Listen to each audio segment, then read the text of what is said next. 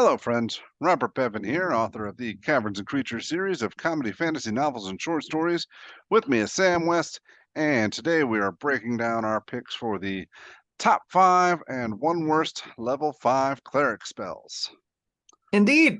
Already at level 5. I feel like we're blazing right through these. Yeah. All right. How did you feel about these? There were some clear, I think, winners. Like there's some good ones as far as like, this is pretty nice. There were some that were like about just like slightly worse than better ones. And there were some that were like, oh yeah, this is terrible. There were also some that like you definitely prepare when you need them. So they're not particularly high on my list, but they're like, if you need this, it's nice that it's on the spell list, but you just don't need it most adventures. And that leaves this list, I think, feeling pretty good, honestly. I think this is one of their better selections of spells to pick from. Yeah, I had a lot easier time with this one than I have with the past few. Yeah. And I guess we'll get our disclaimers out of the way. These do not include domain spells. These are just generic cleric spells that we're ranking. And as always, Sam ranks his in order. I just have a grab bag of top 5 in no particular order.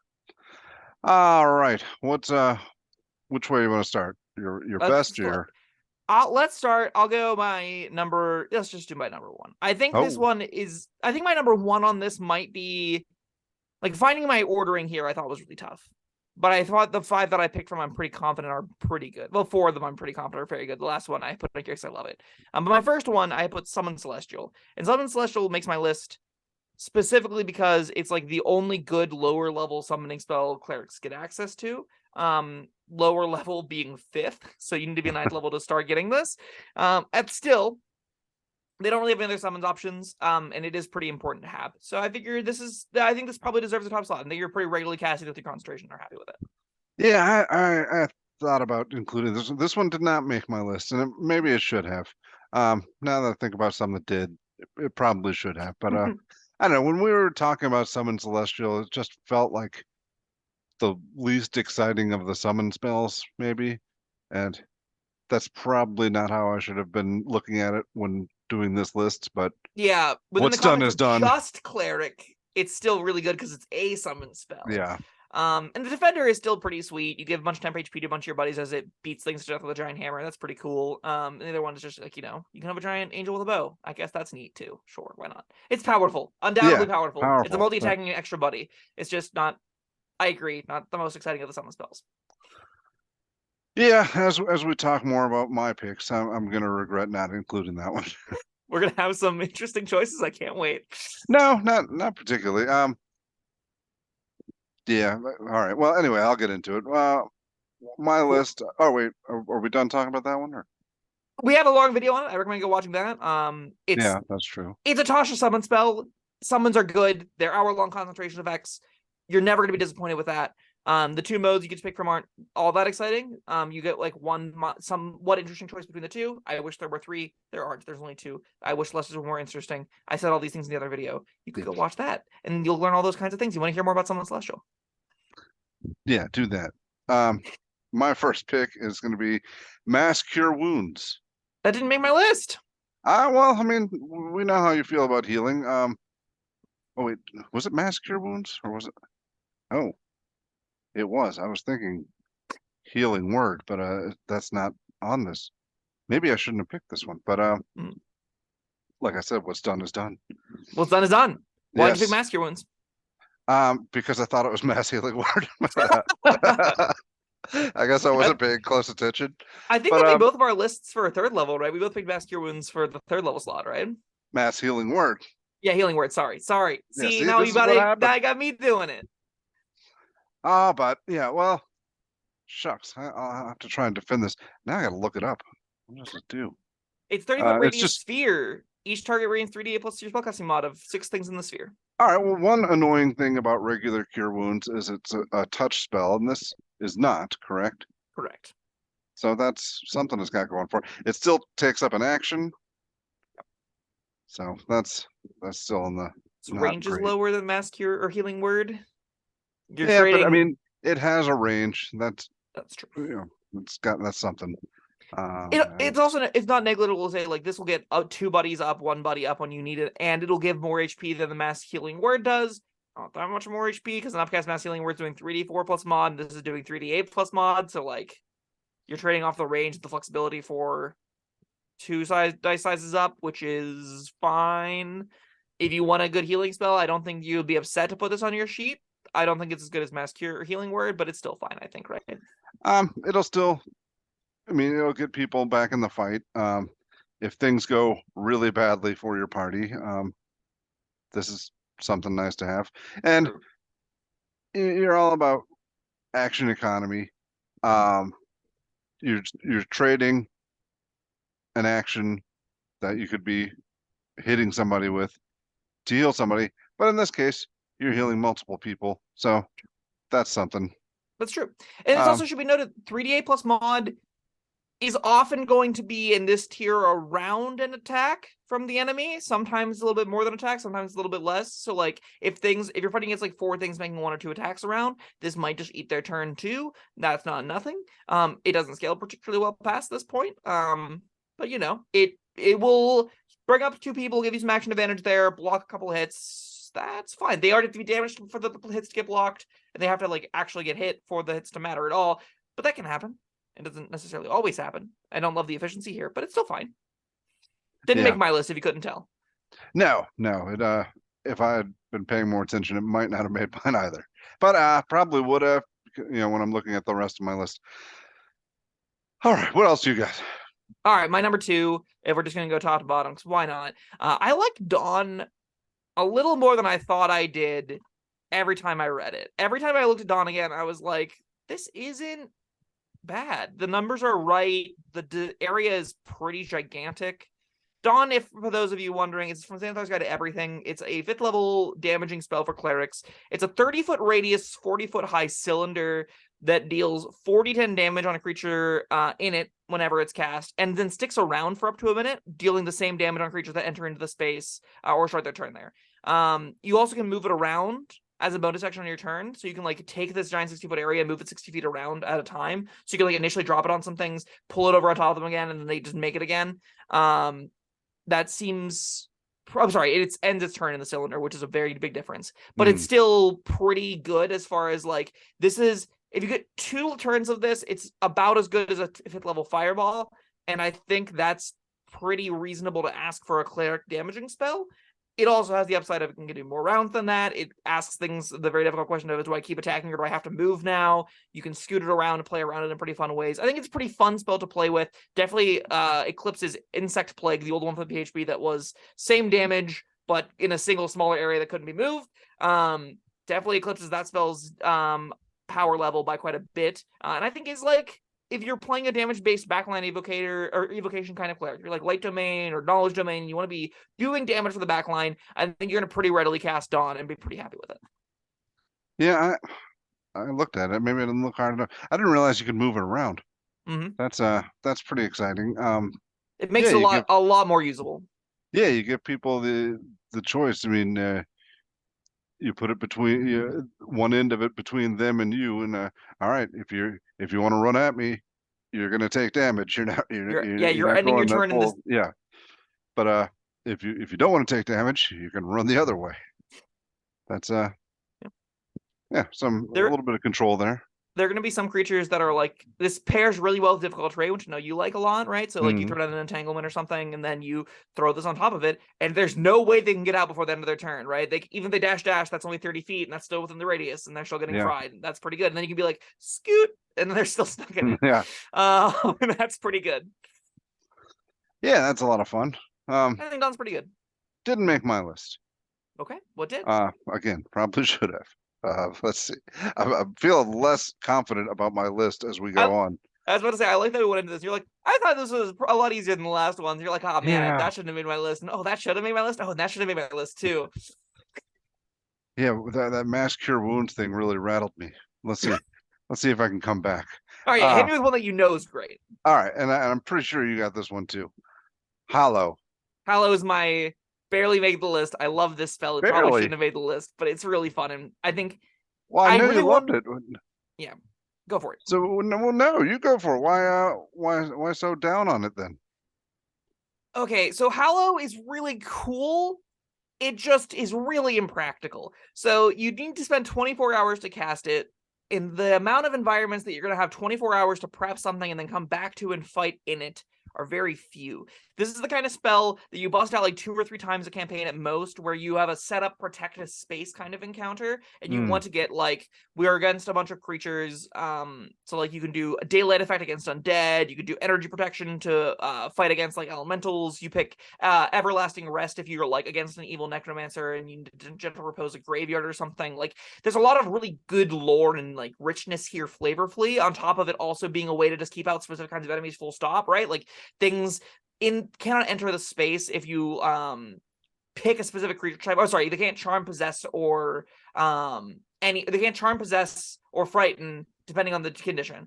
Yeah, and then creatures can't be affected by those when they come in, but they can still enter the space. But when they do, they have the other penalties that I just listed below. It does a ton of stuff, and it's really cool. It's permanent. It's expensive. Permanent.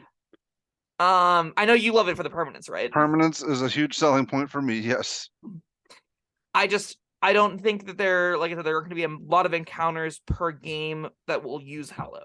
I think the ones that will be pretty memorable because you'll have set up the cool effect where one thing you've been fighting, like if you were fighting a recurring villain and threat for a while, you'll get used to having to deal with their frightened effects or their possession effects or their charm effects or their fire damage or whatever. This is a silver bullet to say that doesn't work anymore. We're going to beat that. You could even you can do something cool with silence, where if you're against magical enemies, you can turn off all verbal component spellcasting in the area, which is sweet. So if you're fighting against things that want to use verbal components in their spellcasting, you can say absolutely not. This is a almost no magic zone, and that's pretty spicy. Again, it takes 24 hours to cast and set that up, though. So, like, you're not going to be using this on your average big bad fight. You're not going to be able to set up the throne room of the evil vampire you're going to go invade and give them hallow out their space, right? You can't use this adventuring into anywhere. You have to adventure whenever it's things coming to use when it's weaponized. And that's why it makes my number 5 slot. Because I think even with the number of, like, high-level games I've run, I've seen, like, 5, I think, total casts and like actual encounters within Hallows occur, and that's over like 10 years playing this game. So it's not that common, but it is really sweet. It's a little mini game. The rest of the party is out doing the adventure to distract the big bad, to give the cleric time to cast Hallow. I'm envisioning like you draw Strahd out of his castle. You're running around in the hillside for a day while he's trying to hunt you all down, and you just sneak into his bedroom and just set up a Hallow for some reason. This is when the player playing the cleric can't make it to the game. Say, I cast Hallow. Everybody else distract this guy. Sure. But yeah, the permanence thing sells it for me. It's got a big area that it affects. A lot of cool things in there. I don't know. I'm a sucker for this kind of thing. Me too. This I think is our sucker. I do stand by this decision. Oh, right. I'm sorry, you were saying? Oh, I was gonna say, this is where like you love the permanence of like building a world and things, and I like really weird, niche, kind of crappy effects. And this is the perfect melding of those two things together for a spell that we both love, that I'm pretty sure isn't that good. All right, well, despite you it's trying still in my list. It's still my number 5. Chip away at my confidence. What else do you have? You made my number 5. It's still good. Okay. This one's like uncertifiably busted. We had a long video about it. Planar binding is really gross. It's really this should probably be my number 1, because the use case for this is, I think, the most outrageous of all of the options, where the idea is you take a Scrooge McDuck vault of money and you convert that into elemental assistance you get for a year by using 9th level spell slots as a 7th level character. Then you just have a small army of elementals at your disposal to run around and throw at shit until they all dies, right? That's sort of planar binding at its best. Using it fairly in the lower level stuff, you can use it as like the upcasting is really relevant on it because it increases the duration from 1 day to 10 days, even from 5th to 6th. But even at a 5th level slot, like 24 hours to be like, you there, evil fiend demon man, bind to my will, and then it does, and then you have a demon running around with you if you can keep it in a spot for an hour with a little magic circle mini game. That's going to be pretty powerful. It's going to kill things. You can even like summon one in and then bind it. It pairs well with summon celestial, like we just talked about, where it extends the duration to an hour and drops the concentration component. So that's pretty cool. You can be like summon a celestial, it's a celestial spirit, bind it to my will, and go. Then you have 24 hours of it with 2 5th level spell slots. That could be pretty cool. I think that works. I think it does consume the gold on usage, but like you get some neat powerful interactions. So like the floor of it, I think, is you don't find any, so you summon, you have a druid summon more likely, or your wizard summon some things that you bind them with planar binding, and then you have this creature that follows your instructions running around with you adventuring. You're going to run into conflicts with your DMs and stuff about, well, them trying to screw you over, or, maybe your DM's just sick and tired of you having a robust suite of 15 earth elementals at your disposal, and they're like, actually, they've all decided to unionize and beat the crap out of you. And that's, an issue for you to deal with then. But that's why it didn't make my list. I don't need these kind of headaches. But it is kind of a headache. If I'm going to summon something, I want it under my control, not hostile towards me, not going to try and bend the rules or whatever and get away with stuff. Yeah, go ahead. It does specify that it only will strive to twist your words to achieve its own objectives if it's hostile when you bind it. So like things that are allied to you, you can be like, hey, I'm going to bind you here for 24 hours and we're going to be buds. And it's going to have to be like, cool, I didn't have dinner plans or anything. That sounds good to me. That seems like it's going to be a difficult conversation to have with an angel. That seems like it's a difficult conversation to have with a fiend. But it could happen. There's, I think, going to be a non-zero amount of times where your DM just goes, that seems like dickish behavior. I'm not going to do that. And in that case, this book is a lot better. But even at its worst case scenario, even if the things are trying to disobey you, being able to let the law go kill that thing right now, it's going to be good. Oh, yeah. That's no doubt good and powerful. Just not my style of spell. Same. All right. What else do I have? All right, I've got Holy Weapon. That is my final one. We got 2 for 5. That's, I think, our lowest rate of overlap, right? This is, I think, we haven't hit lower than 2. Yeah, I think you're right. Yeah, that just certainly doesn't bode well for my next 2 picks. But all right, why do you like Holy Weapon? All right, the reason I like Holy Weapon is because it doesn't have to be the weapon you're wielding, right? You cast Holy Weapon, give it to the fighter, and all right, he's dealing damage on your behalf. While it does take concentration, but you can be doing other stuff. And since the fighter is going around with your weapon, you can hang back and hold on to your concentration. Absolutely. What I like about it is we sort of touch on a couple different fantasies here. So like Summon Celestial, I think, is a bit more of the and Dawn. They're both kind of like the background damage dealer kind of clerics. Planar Binding is just doing broken things for the sake of doing broken things. Hallow is sort of the world building cleric ability, and Holy Weapon to me very much fits in this. You're a backline support that's also assisting your allies do damage. So you're working in a cooperative way in the support role and have it feel powerful and impactful still. And I think Holy Weapon nails that fantasy really well as being the supportive cleric, but also having a major contribution. I think this is a great spell for all the reasons you said. What rank did it get for you? It's my number 4. Number 4. Okay. Yeah. Not a whole lot else to say about that one. 2d8 damage is great. It has a bonus action explode effect too. That's super interesting. So you can say what's the duration on that? An hour. It lasts a while. You sticking this on your fighter that's got 3 attacks a turn and be like, yeah, go kill it. Seems pretty sweet. I really wish you could stick it on your monk's fists. That'd be pretty cute. Just be like multi-attack. But that's not gonna ever happen. Monks once again have very low synergies with other things in this game, which is kind of a bummer for them. But on your fighters, on your rangers, on your paladins, on your barbarians. Things making lots of attacks are gonna attack a lot. It specifies also it doesn't have to be a melee weapon. You can stick this on a bow if you want. So you can have your ranger making 3 attacks in the background, do that, and you can still be a frontline character if you can somehow protect your concentration. So that's kind of neat. I like this spell a lot. Yeah, me too. All right, well, I guess you've had all your picks. It's my turn again. Keep it going. I've got 2 more. Goodness. All right, I put Raised Dead on here. It's felt necessary. I think Revivify is necessary. I think Raise Dead is kind of gravy. That's why I didn't make mine. But I Yeah. understand. I kind of agree that, like, yeah, this is a pretty big pillar of Cleric. I think I prefaced the video by saying, like, there are some spells on here that you're glad exist on the Cleric spell list that you'll take. And this is, I think, fits that category of spell for me. It's like this is a solid spell. You prepare it whenever you are like, oh crap, Bob's dead. Let's go take a long rest, drink some tea, have some crumpets, be like, all right, I guess now we can finally raise dead Bob, and you can bring you back and a laugh on stuff, right? Yeah, I put this on here because I remember back when we did the wizard spells, and I didn't pick Detect Magic, or no, maybe No, that was, that's fair. yeah, and I thought, yeah, it felt like too obvious, but then well, because it's that obvious, it needed to be here. And if you're a cleric, you're in charge of keeping people alive or bringing them back to life if you fail to do your first part. Agreed. I think this would probably eke it out for Hallow if I didn't love the spell that much. Just because I agree, this is sort of like you expect your cleric to be able to do this thing, and they will do it, and when they do it, it will be powerful. All right, but yeah, Raise Dead. It's a great spell.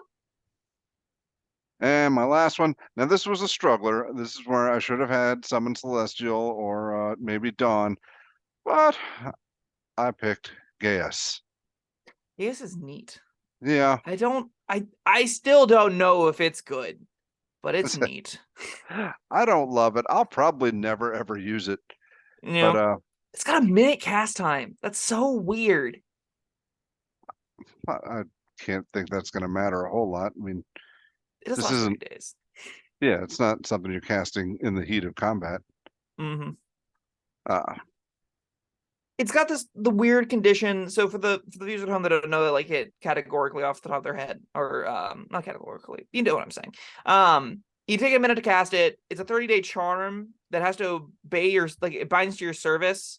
You command it to carry out some service or refrain from action as you decide. And then if it chooses to not do that, if it chooses to break your command, it takes 5d10 psychic damage. And then you get into but this only weird, once per day. only once per day. So you get in this weird spot where it's like, if you do it on a dragon and it fails to save, it just goes, great, I'll take 5 to 10 damage and then rest it off every day, and it's just a bad migraine for the dragon. Or you do it to the commoner and it just outright kills them. Yeah. Right? Like, those are the two modes that it kind of has, which makes it a little bit awkward. But I imagine, did it also make your list because upcasting makes it permanent? Yeah. Yeah. That's pretty cool. I mean, like, not even necessarily. Not necessarily the permanence. I mean, the other upcasting is good. Where it goes from like a month to a year. Yeah, that's a huge difference. It is depending on what you need it for. Yeah, especially for like long, like sprawling campaigns where you're trekking a long distance. The difference from a month and a year is travel time, right? Like, it's huge distances that you're going over there. Now, granted, this is a game with teleportation, but still, like, I think it's a pretty massive upside. But if you're mentally enslaving somebody, yeah, you're not going to worry about teleporting them there. You just walk for a year. Get started, buddy. We're definitely in the realm of, like, we're playing capital E evil cleric, or you're like the capital G good cleric that's like, you're not allowed to be bad anymore, and they have to or they'll die. So, yeah, I don't know if that's capital G good. Yeah, that's more like lawful neutral, just like, this is justice at its finest. You're gonna obey the law, or you're gonna have a bad time. All right. Well, that's our picks. You gonna go over yours again? My number 1 is Summon Celestial, 2 is Dawn, 3 is Planar Binding, 4 is Holy Weapon, and 5 is Hallow. What'd you pick? All right. My picks were Mass Cure Wounds, Hallow, Holy Weapon, Raise Dead, and Gaius. Yeah, I'm not as confident about this as I was when we started the video. But here's an important question. Yes. What's your worst spell, Bob? I am pretty confident about this one. I picked Legend Lore. So did I. Yeah. So did I. Legend Lore is comedically bad. I mean, I was a little bit touched that they didn't have that stark of competition. I'm used to the cleric spell lists having, like, oh god, all of these are really bad. Like, I remember the second and third levels, I was like, I could pick like 4 of these and be happy with it. Yeah, but I think Legend Lore stands slightly on like a different tier as terrible. Yeah, it's just, I mean, look, It's a dictionary. It's Or a no, sorry, it's dictionary. No, encyclopedia. but it's not even, because you can't look up anything you want. If it's not legendary, it gives you nothing. Yeah. Like, I want to learn the history of this library. No. No one cares What? about this library, apparently. I mean, couldn't they just give you that? Yeah, right? That's not Apparently not. making anything super. And the stuff that is legendary, that's, to give it to you this way, to put that in the player's control, say, hey, I want to learn about this artifact. That, I mean, that's something that, like, the DM's planning on dropping little hints and clues here and there, but no, I want it all right now. Well, I don't like that. It runs the And I issue don't too. like, I'm sorry, I'm Go gonna for keep it. No, going pivot for a with little it. bit. You're about to say what I'm about to say. All right, yeah, I don't. Now I forgot what I was gonna say. Oh, Wait, it's gonna come you to can me. do it. Yeah, I don't like that the player gets to request that, and the shucks, I really just had it. Now it's You gone. were ramping right into it too. You're like, I'm gonna get there. I'm gonna All get right, there. When I start go this ahead. sentence, What was I gonna say? the information you learn is accurate, but might be figurative. You might Oh, get mysterious magic axe in one hand. The spell yields the information. Woe to the evildoer whose hand touches the axe, for even the haft slices the hand of the evil ones. And you're like, what? This is I cast a spell to learn about this, but that doesn't tell me anything. This is useless. You might get like a DM that's just like, random odd old riddle that talks about the command word of this thing from 2 decades ago that you're not supposed to learn anyway. And you're like, I just wasted 250 gold, thanks. There's going to be a large amount of the time where you'll have something you want to learn more about, and the DM will just be like cryptic, spooky message, no, and that's dumb. Because that means the spell, even when it's supposed to be working, sometimes just doesn't. yeah, that's not where I was gonna go.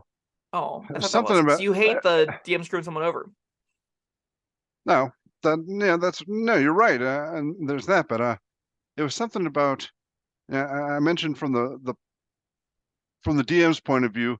Oh crap! Now the player has cast this, and I can't drop little clues like I meant to. My whole campaign, I've got to rethink the whole thing. But also from I remember now. Like, in the other instance, all right, the dungeon master knows that you have this and is requiring you to use it Oh God, to yeah. get the information. Then that's no, I don't want to spell for that. That's I literally mean, that's just the only a gold tax. reason.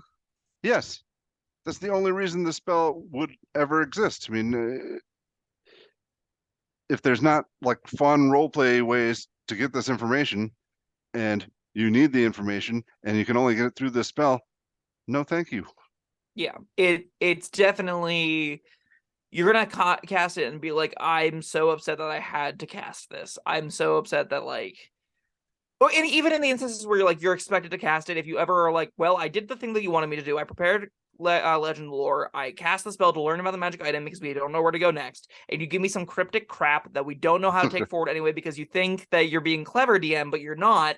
It's just like why couldn't that just be like inscribed on the handle? That does exactly the same thing. Why couldn't this information have been available without us just shelling out 250 gold and me preparing a spell and wasting everyone's time? Why do we have to jump through figuring out this in-game mechanic for a niche spell that's bad outside of exactly finding information about this legendary artifact? Yeah, I'm not here for it. This spell's awful. I mean, yeah, the spell is a shortcut to the reason that I want to play D&D. I want to go adventuring, finding answers. I want to talk to the local shopkeepers and stuff, or have my rogue gather information or whatever. And no, I don't like this one at all. What I find curious, did this make our? I think did this make our worst wizard spell too, or did we pick create spelljamming helm for that one? I think we certainly talked about create spelljamming helm. No, we picked something else because I remember saying at least spelljamming helm does something. Okay, fair enough. And I don't think this was the winner. I'm looking over I was just curious. Like, I wonder what we picked for a 5th level wizard. In the comments, you can tell us if we're wrong about this. Maybe Legend Lore is actually great. But I don't think that's true. I think it's the worst 5th level cleric spell, probably one of the worst 5th level wizard spells and bard spells too. So like, yeah, don't love it. Wouldn't take it. Don't recommend. Oh man, now I gotta bitter taste in my mouth. Because you go out on this cool adventure and you'd have to pull out Encyclopedia Britannica, 250 gold pieces of search, just to learn what your DM doesn't want to tell you. Or to learn what he wants to tell you. No, what he does want to tell you, but is refusing to unless you use this stupid spell. All right. Don't be that DM. Yeah. Shucks. Anything else we gotta say? That was about it. We covered a top 5 and one worst. Yeah, I'm surprised you didn't give an honorable mention to Commune. Commune is also pretty terrible, but I know you hate those kinds of spells. Yeah, well, Legend Lore is another one of those kinds of spells, except it sucks even more. It does suck way more than Commune does. Commune actually can give you information about anything. Legend Lore is just like, not specifically this has to be related to history. And imagine like you stumble across an ancient legendary history, odd paintings and stuff like that. You're like, this seems mysterious and legendary. I will spend 250 gold and cast Legend Lore on this space. And the DM goes, no one gives a shit about this cave. And you go, like, come on. All right, that was our top 5 and one worst level 5 cleric spells. Stick around join us again next week. We'll be going over level 6 spells. Go back and watch our levels 1 through 4 and cantrips and wizard. We've gone all the way through level 9 with those. As always, we had really different lists this time around. So what your list of best 5th level spells are isn't a mix of the two of ours. Did like for some reason just felt good even when good make your list. I couldn't really figure why that one would. But sorry, we didn't even talk about that. You were saying some spells are situational, great when you need them, but like I was thinking, Greater Restoration. Yeah. If you need it, fantastic spell, but if you don't, not so much. It's yeah, you're never preparing that one ahead of time. That's like, crap, he's made of stone. All right, I guess I'll get Greater Restoration. He got petrified. That's like, we need a long rest. I'll fix it in a minute. Give me an hour. Same could really be said for Raised Dead. Yeah, that's why it didn't make mine. Yeah, but it's definitely good. But maybe it makes yours in the comments below. And that's what. Let us know. Let us know your lists, your opinions on our list, whatever. Just leave some comments. All right, that was our video. Thank you, Sam, and thank you, everyone, for joining us. We'll see you next time. Bye-bye. Thank you for watching. If you found this helpful, informative, or entertaining, I'd really appreciate it if you hit the like button below. You needn't smash it. A gentle tap will suffice. If you want to see more videos like this, subscribe to the channel. And make sure you check out the links in the description, where you'll find my Caverns Creatures series of comedy fantasy novels, Sam's full review of the spell, and other fun things.